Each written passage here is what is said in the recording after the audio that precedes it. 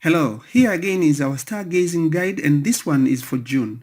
In this issue, I'll talk about summer objects in the eastern sky and spring objects in the west and southwestern sky. I will talk about constellations, asterisms, and their corresponding stars. The objects in the illustrations are presented as they would appear in June if viewed from about 50 degrees north of equator between 11 p.m. and midnight. The illustrations have been obtained from Stellarium app, but they can also be viewed on Stellarium web at this address. We'll begin by finding the constellation Cygnus in the eastern sky. In the process, we'll see the stars Vega, Deneb, and Altair. We'll also see the asterisms Summer Triangle and Northern Cross.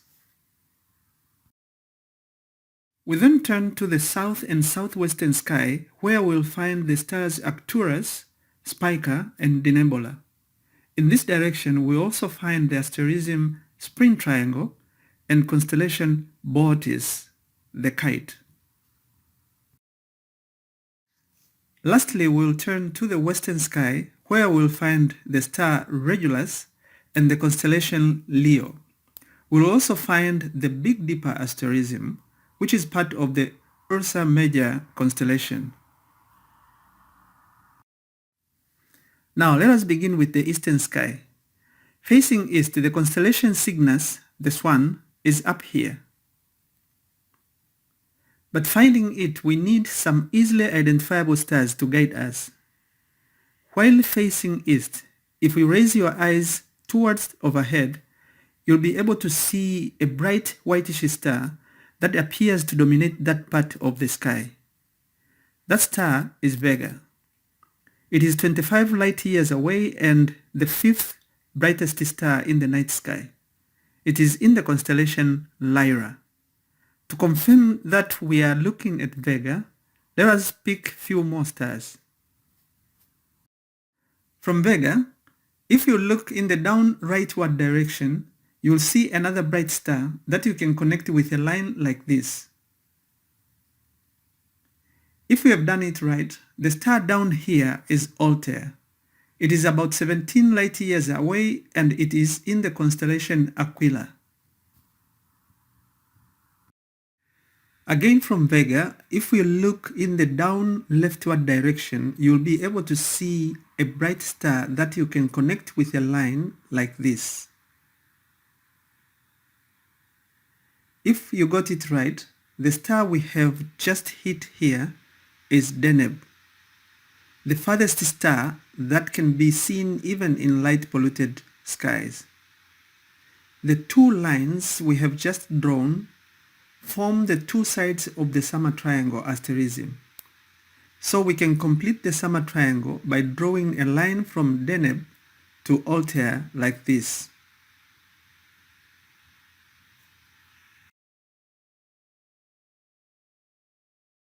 Close to Deneb, in the rightward direction, there is a dimmer star that we can connect with a line like this. Extending this line further, we can touch two more stars in the rightward direction like this.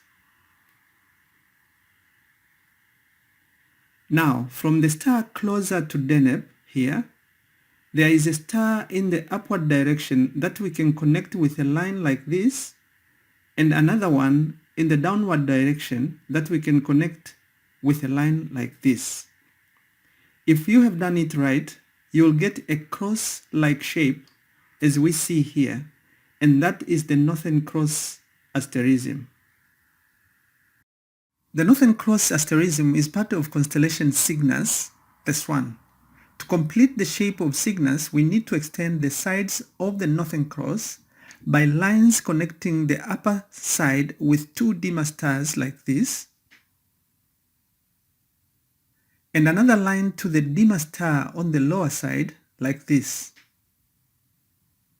This completes the shape of the constellation Cygnus.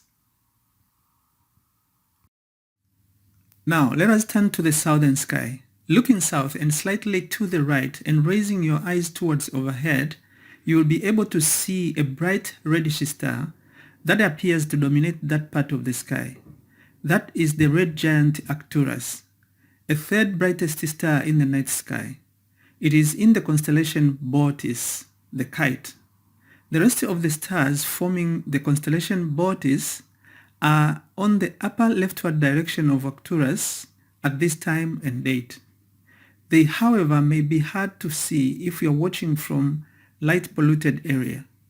Otherwise, if you are in a dark sky area, you can trace them with me like this. And this.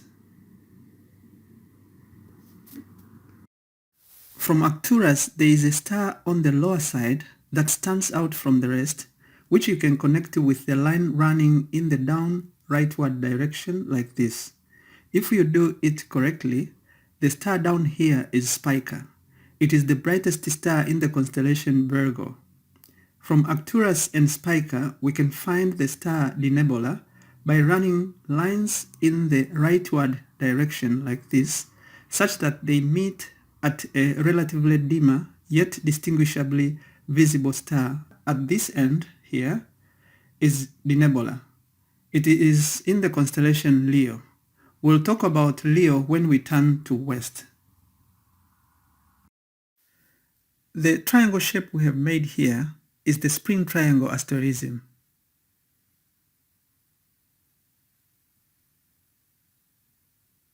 Turning to the western sky, just above the distant tree tops, there is a star that is distinguishably brighter than the rest in that area. That star is Regulus, the brightest star in the constellation Leo. Now remember the star Arcturus that we identified when we were looking southwest.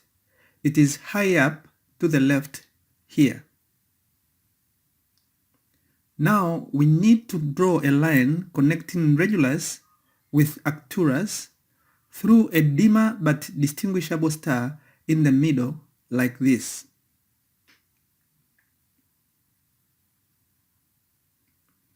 If we have done it right, this star in the middle is Denebola. You probably remember it as part of the spring triangle asterism. On the right of the line from Regulus and Denebola, there are two stars that we can connect with lines like this. From Regulus and from Denebola. This way, we have identified 4 bright stars in the constellation Leo. We can then complete the shape of the constellation Leo like this.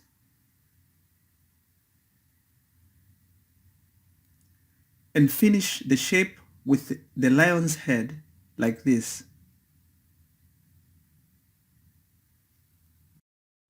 Before we end, let us find the Big Dipper asterism while looking west. If you raise your eyes high up towards overhead, you can see 7 bright stars that are in an easily identifiable pattern that looks like this. These 7 stars form the Big Dipper asterism, which looks like this.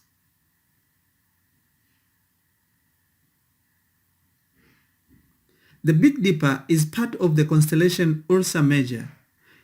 Now, if we watched my previous video, you will probably remember that Arcturus can be found by extending an arced line from the handle of the Big Dipper like this. That brings us to the end of our brief stargazing guide in the Northern Hemisphere for June. I hope that you have found it helpful. If so, please like. I would also appreciate your comments. Thank you for watching.